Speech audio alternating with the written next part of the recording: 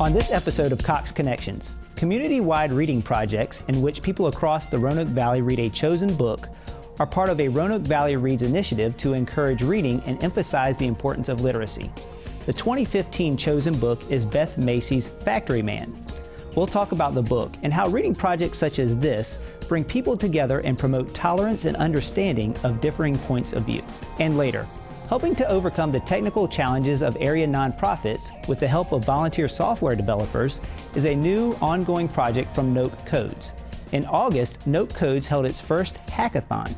We'll hear from co-founder Brad Stevens and one of the beneficiaries of the event. But coming up first, a conservation organization has protected 16,000 acres of land and more than 38 miles of rivers and streams in the Roanoke Valley area. We'll hear from the Blue Ridge Land Conservancy. Stay tuned, Cox Connections is next. The economic impact of sports in our region is just incredible, just like the tourism industry. It's really another way to help people with their personal finances. How do you save that money? How do you grow that money? It started with a lot of community input, and that's something that we're very, very proud of. What we've noticed is children who enter kindergarten ready to learn do much better down the road. Green and Co Lab is a hub for idea generation, what we like to call ideation.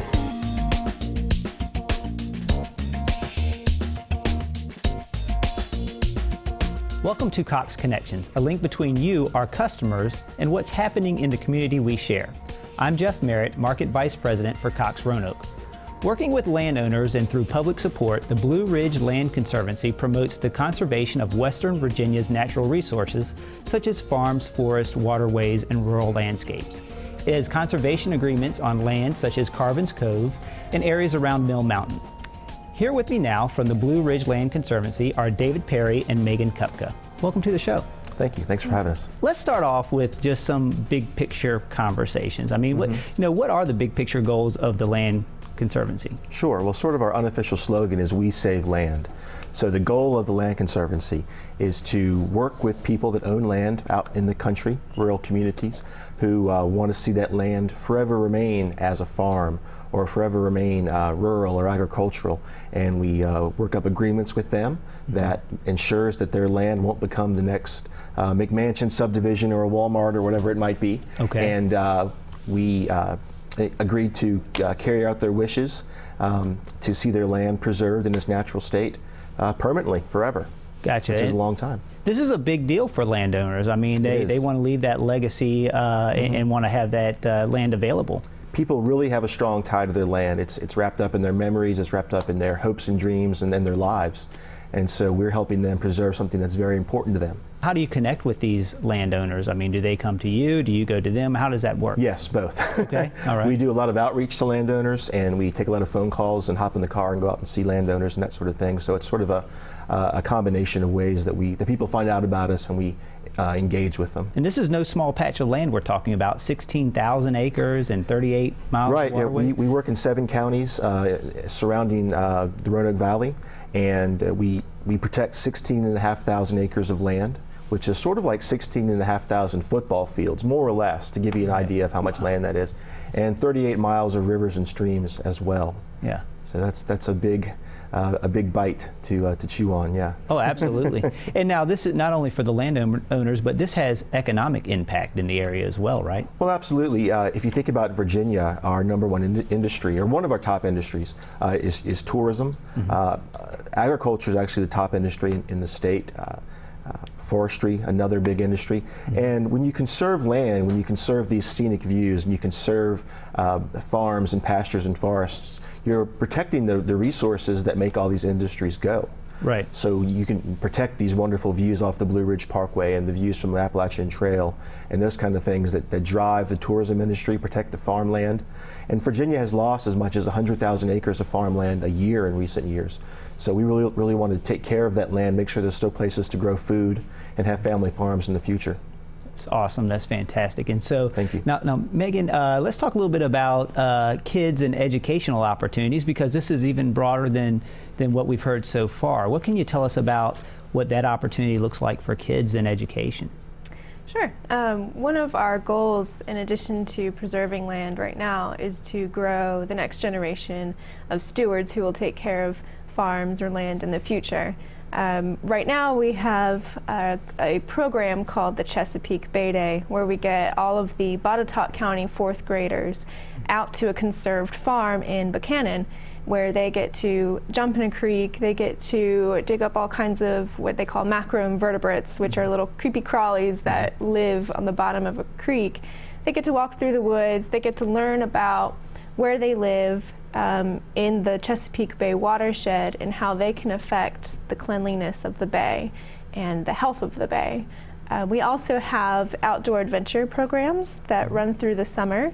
There's typically about one a month, and that's a family-friendly outdoor event. It can be a guided hike. We've done bird walks and stream schools. We've also done a bat house building day just in time for Halloween. So as you get the kids out there, I mean, talk to us about their experience. I mean, it's both educational. I mean, obviously they're learning about, we're a long way away from the Chesapeake Bay itself here in Roanoke, but it's, you know, they're learning about how what they do here impacts the overall ecosystem, I guess. Right. So each year I meet with the Botetourt County teachers of the 4th graders, and we talk about the event and things that can be improved or things that are going well. And each year they tell me the kids love getting out and learning as opposed to staying indoors and staying in the classroom. Some of these kids have never been on a farm, they've never been into a creek, so it's their first experience being outdoors and learning how they affect the outdoors. I love the experiential learning aspects of that. So, you know, they get, and the partnership, it sounds like, with the schools, because you're able to apply what they've learned in school into a real life hands-on experience. Exactly. That's great. And over the summer you run a number of different programs, and also, is it just summer or is it throughout the year? We started it this summer. It should run until November. We may be doing another guided hike up Cahays Mountain. Okay. We'll see.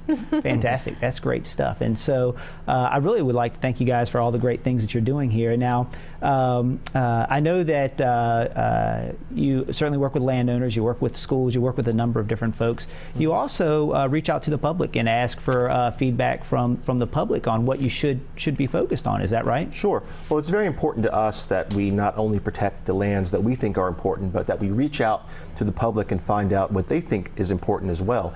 And like I said before, people have a really strong tie to the land, not just land that they own, but the land that they've driven by every day on the way to work, or a particular mountain peak that they've seen for years.